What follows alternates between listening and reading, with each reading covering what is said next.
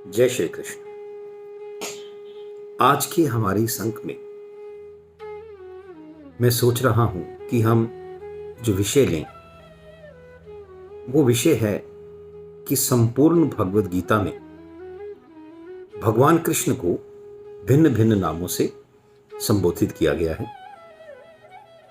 वे नाम कितने हैं और उनका अर्थ क्या है, या उनसे जुड़ी कोई विशेष अगर कहानी या बात है तो वो उसकी हम चर्चा करेंगे। साथ ही भगवान कृष्ण के परम शिष्य और प्रिय मित्र अर्जुन को भी विभिन्न नामों से पुकारा गया है, तो उन नामों की भी चर्चा या उनसे जुड़ी कोई कथा होगी तो वो डिस्कस करेंगे। सबसे पहले हम भगवान श्री कृष्ण के नामों को देखते हैं। भगवद गीता के 18 अध्यायों में भगवान श्री कृष्ण को लगभग 25 नामों से संबोधित किया गया है, पुकारा गया है। इनमें सबसे पहला नाम है पुरुषोत्तम, जिसका अर्थ है पुरुषों में उत्तम। दूसरा नाम जो आता है वह है मधुसूदन। ये नाम सभी हमने सुने हुए हैं। इंटरेस्टिंग पोर्शन यह है कि इनके अर्थ कई बार हम लोग नहीं जानते या इनसे जुड़ी हुई कहानियां नहीं जानते। खैर, दूसरा नाम है मधुसूदन। ये नाम क्यों पड़ा? ये नाम इसलिए पड़ा कि भगवान श्री कृष्ण ने मधु नामक राक्षस का वध किया था, इसलिए मधु नामक राक्षस का वध करने वाला मधुसूदन। तीसरा नाम आता है माधव। माधव के पीछे एक कहानी है।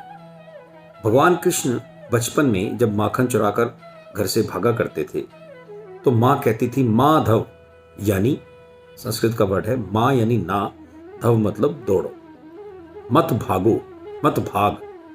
तो इससे उनका नाम माधव पड़ गया। माधव वैसे लक्ष्मीपति विष्णु के लिए भी हम प्रयुक्त करते हैं। चौथा जो नाम आता है वह है ऋषिकेश। ऋषिकेश का अर्थ है इंद्रियों के स्वामी। तो भगवान कृष्ण को सभी इंद्रियों का स्वामी कहा जाता है, इसलिए यह नाम ऋषिकेश पड़ा। इसी प्रकार पांचवा नाम है केशव। तो केशव नाम का अर्थ है केशी नामक असुर का वध करने वाला। साथ ही इसका एक और अर्थ होता है सुंदर केशों वाला, केशव। छठा नाम है गोविंद। इसमें गो व इंद यानी गायों और इंद्रियों को आनंद देने वाला, ऐसा गोविंद यानी भगवान कृष्ण। सातवां शब्द आता है जनार्दन। जनार्दन का अर्थ है मुक्तिदाता, लिबरेटर, या यूं कहें जन्म मरण के चक्र से मुक्ति दिलाने वाला। आठवां शब्द आता है योगेश्वर, यानी परम योगी। इसी प्रकार नौवां जो संबोधन आता है भगवान श्री कृष्ण का वह है कमल पत्राक्ष, जिसका संधि छेद करेंगे तो कमल जमा पत्र जमा अक्षी, यानी कमल के पत्ते के समान आंखों वाले। इसी प्रकार परमेश्वर भी उनको कहा गया है, यानी कि परमेश्वर। प्रभु नाम से भी उन्हें बुलाया गया है, जो अपने आप में ही क्लियर है, प्रभु। ऐसे ही 12वां नाम आता है महायोगेश्वर, यानी महायोगी। और 13वां नाम आता है हरि। हरि का अर्थ भगवान भी है और हरि का अर्थ पापों और दुखों को हरने वाले यह भी है। इसी प्रकार 14वां नाम जो आता है वो है विश्वेश्वर, या स्पेलिंग में गलती होगी, विश्वेश्वर। विश्वेश्वर यानी ब्रह्मांड के, विश्व के ईश्वर, पूरे ब्रह्मांड के स्वामी। 15वां उन्हें विष्णु नाम से भी कहा गया, तो भगवान विष्णु। 16वां नाम आता है देवेश, यानी देवताओं के भी ईश, देवताओं के भी इष्ट, उनके भी स्वामी। ऐसे ही 17वां नाम आता है देववर, अर्थात देवों में श्रेष्ठ। 18वां नाम जो उनका आया है वह आया है अनंत, यानी जिनका अंत ना हो। इसी प्रकार 19वां नाम आया है जो सबसे ज्यादा पॉपुलर या प्रचलित नाम है कृष्ण। कृष्ण नाम इसलिए भी आया क्योंकि भगवान कृष्ण रंग से सांवले थे, तो कृष्ण का मतलब होता है सांवला। एक इसका और भी अर्थ है सबको अपनी ओर कृष यानी खींचने वाला, आकर्षित करने वाला, ऐसा कृष्ण। 20वां एक नाम आया है अच्युत, यानी अविनाशी, अटल, स्थिर। फिर एक और नाम जो 21वां आया है वह है जगनिवास, अर्थात सारे जग का आश्रयदाता, सारा जग ही जिसमें आश्रय पाता है ऐसा व्यक्ति, या ईश्वर कह लीजिए, जगनिवास।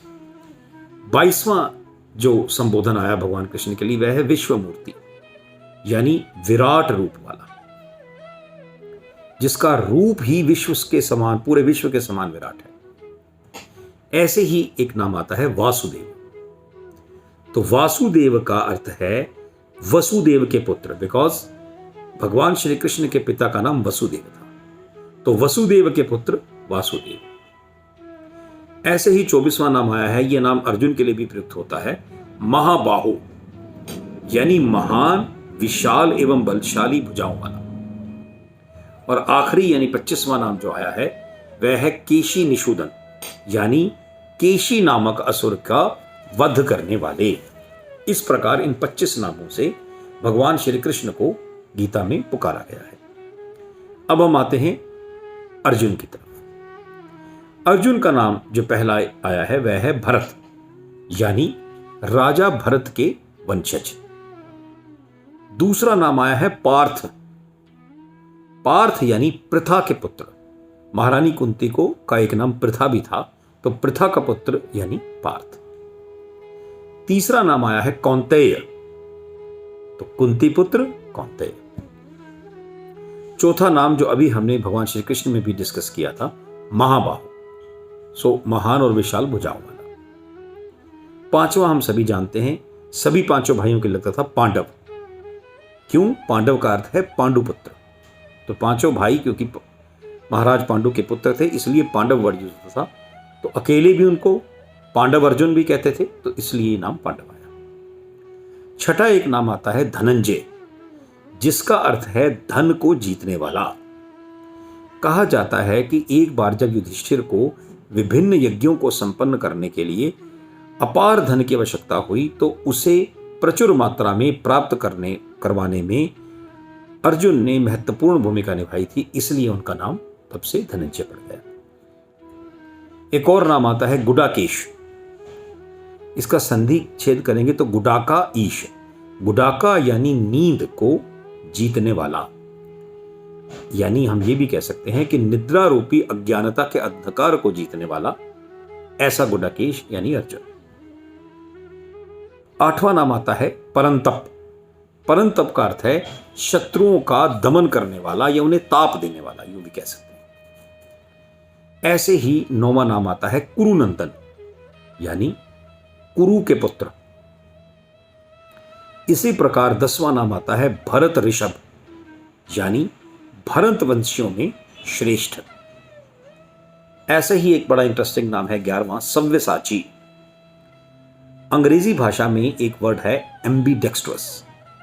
एम्बीडेक्स्ट्रस वो व्यक्ति होता है जो दोनों हाथों से समान दक्षता से कार्य कर सकता है, उसे एम्बीडेक्स्ट्रस कहते हैं। इसी का संस्कृत नाम है सव्यसाची। ऐसा व्यक्ति जो दोनों हाथों से कार्य करने में निपुण हो। अब सवाल यह आता है कि अर्जुन का नाम सव्यसाची कैसे पड़ा? क्योंकि अर्जुन अपने दाएं और बाएं दोनों हाथों से इक्वल कुशलता से ही धनुष बाण चलाने में निपुण थे, इसलिए उन्हें सव्यसाची कहा जाता था। 12वां नाम एक आता है कुरु प्रवीर, यानी कुरु योद्धाओं में श्रेष्ठ। एक और नाम 13वां जो आता है अनग, यानी पाप रहित। इसी प्रकार 14वां नाम आता है भरत सत्तम, यानी भरत कुल में या भरत के वंशजों में श्रेष्ठ। और आखिरी 15वां नाम जो आता है वह है पुरुष व्याघ्र, यानी पुरुषों में, मनुष्यों में बाघ के समान ऐसी फुर्ती वाला, ऐसा निडर, ऐसा शक्तिशाली पुरुष। तो इस प्रकार भगवान श्री कृष्ण और अर्जुन के जो गीता में नाम आए हैं, जैसे 25 नाम उनके और 15 अर्जुन के, उन पर विचारों वाली ये श्रृंखला मैं समाप्त करता हूं। जय श्री कृष्ण।